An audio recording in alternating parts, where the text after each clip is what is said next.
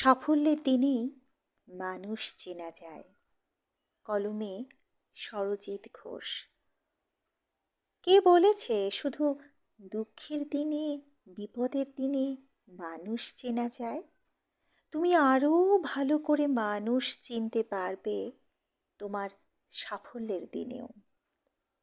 তুমি সফল মানেই একদিকে যেমন তোমার আনন্দ, অন্যদিকে তেমনই অন্যর দুঃখ, অন্যের মন খারাপ। এই অন্যরা কারা বলো তো? আরে, তোমার আশেপাশেই থাকে। এতদিন যাদের তুমি সো কল্ড কাছের মানুষ বলে জানতে, এরা এতটাই মসড়ে পড়ে, কিছুতেই তোমার সফলতা মেনে নিতে পারবে না। অথচ তুমি যখন সফল ছিলে না, এরাই তোমাকে সিম্প্যাথি দেখাতো, আহা উহু করতো। যেই তুমি সাফল্য লাভ করবে, এরা দেন মুখ ফেরাবে, কথা বলা বন্ধ করবে, সম্পর্ক রাখবে না। যদিও কথা বলে, কথা বলার মধ্যে এক প্রকার ব্যঙ্গ থাকবে, ঈর্ষা থাকবে, ভেতরে ভেতরে পুড়ে খাক হবে। এরাই সংখ্যায় সব থেকে বেশি।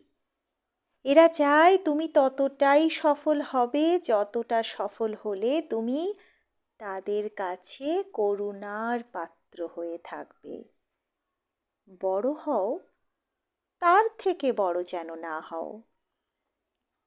তোমার ভালো কাজকে ভালো বলার লোক খুব কম। অন্যকে ভালো বলতে গেলে নিজেকে আগে ভালো হতে হয়। এই ভালো মানুষ খুব কম। মনে রেখো, তুমি সফল হলে তোমার আশেপাশে কেমন পোড়া পোড়া একটা গন্ধ ছাড়বেই। বুঝবে তোমার সো কল্ড কিছু কাছের মানুষরা জ্বলে পুড়ে মরছে। তাই বলে কি তুমি সফল হবে না? অবশ্যই সফল হবে। আর কিছু মানুষের মুখোশ দেখতে পাবে, বুঝে যাবে কে ভালো আর কে মন্দ।